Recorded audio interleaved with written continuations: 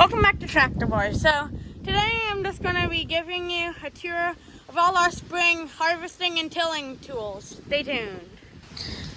So right now the planter is out in our yard getting ready for the planting season. We had to fix those things right there where the seed goes in. And it was a big thing to get it out. We had to take this bolt out, flip that up, take these off. Got two of them on each side. And we took those off. We had to take a lot of stuff off, including the seed bins. Yeah, we have a type of planter that has seed bins on every row, not one over there. On some planters, that would be the seed bin, but that's a liquid tank, so... And we kind of like these better. She's been good. We've had her for about 10 years. And she's really been working good for us.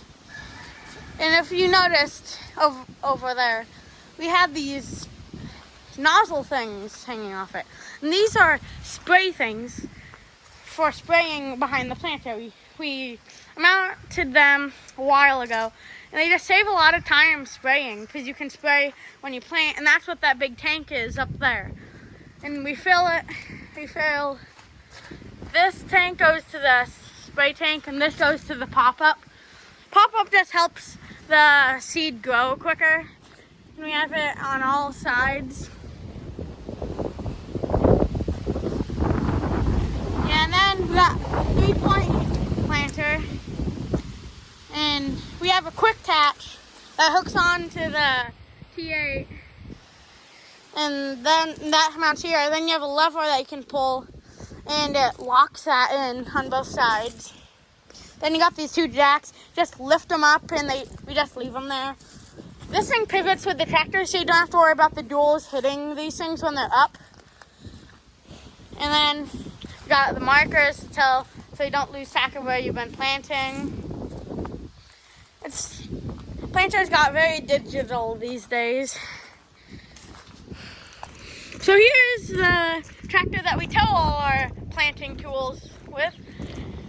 You saw this in one other video towing a manure spreader.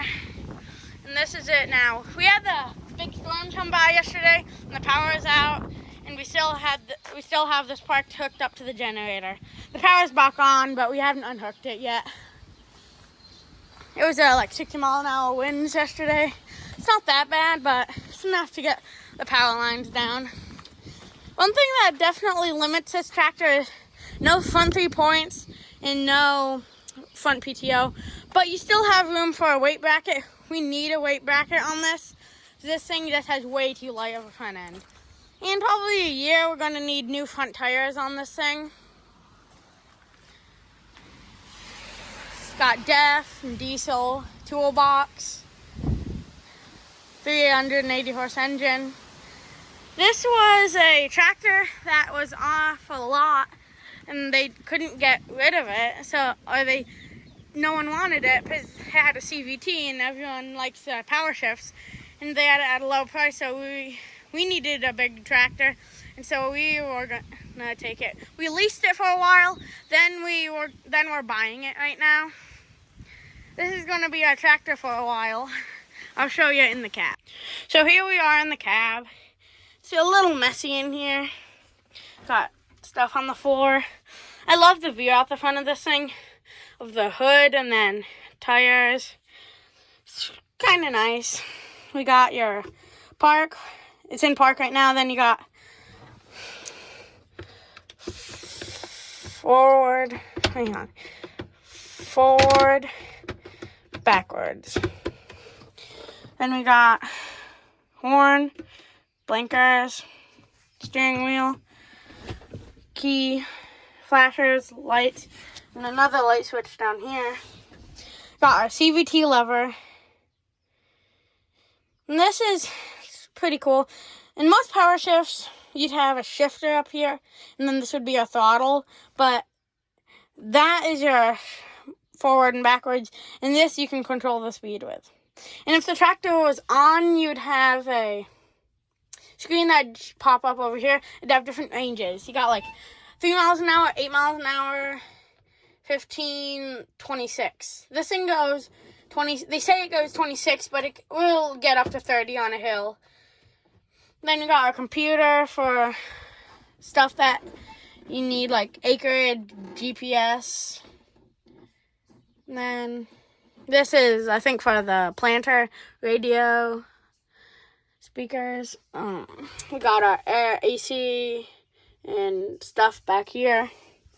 We got all the buttons, like diff locks, and a lot of auto. You got a lot of auto stuff, a lot of buttons, hydraulics, PTO, and throttles right here.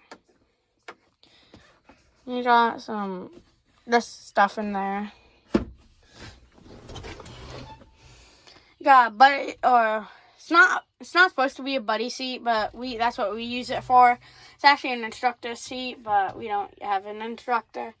So that's what most guys use it with when they don't have when this isn't at like a college or someplace else where they have instructors and they're teaching people how to drive.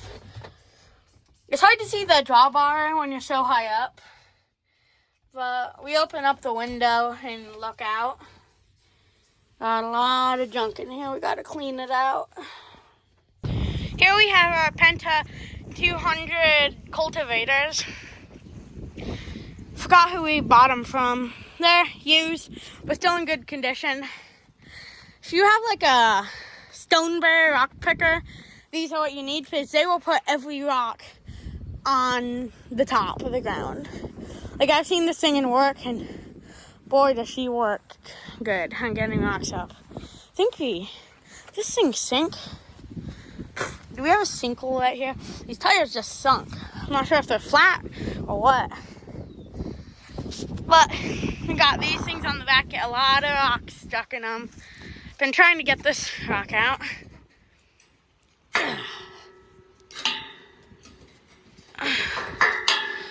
But it's been sitting here a while. Tons of rocks stuck. And we got these things and then those things. They just help make the ground smoother. Here we have our Landau 15-foot drill. This is what we would use for our soybeans, but we're using our planter to do them this year because this is a lot slower. We got these smaller bins right here for the lighter seed. Then we got these big bins for like the soybeans. This is also a no-till drill, but it doesn't have the stuff on it that the planter has because you couldn't fit that many. This weighs a lot, and we have a big 1,800-pound counterweight right here to keep it from flipping. Because if you unhook the tractor, this drill, if it didn't have that weight, it'd just go whomp. It'd just go whack. And we don't want that. Got this tire here this is a ground-driven drill. So, we got when it lifts up, it hits that bolt and it's whipping up the tire. That's going to be a big issue. I wonder if this drill could have been bigger. Because I got this, and it keeps going. Or this might be a hose. I'm not sure. I'm actually not sure what that is. Let's see. Oh, it's a pop-up hose. Yeah, I think it's meant to fill from the side, maybe, or from the front. But it's for the pop-up. This takes pop-up along with the planter. Got a nice seeding of oats coming up. These are some cultipackers. I'm not sure what brand they are. They're 15-foot wide along with the drill. They could use some little TLC, but we've given it a lot. We got some missing stuff back here. Rocks beat up this thing a lot. I mean, that's what it's meant to push in the ground. When they're doing like seedings, you don't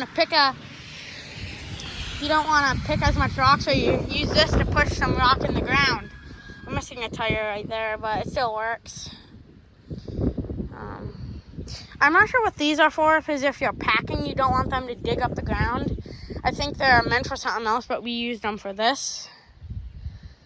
This thing balances when it picks up because it's balancing in the middle, and then it'll go back and forth.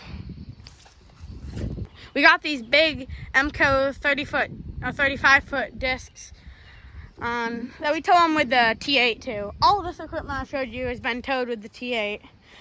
We don't have a tractor that's big enough to tow the other stuff. Well, we could tow the drill with a smaller tractor, but the T8 is the best tractor for it. We got this, I don't know, 2 years ago. They're really heavy duty discs.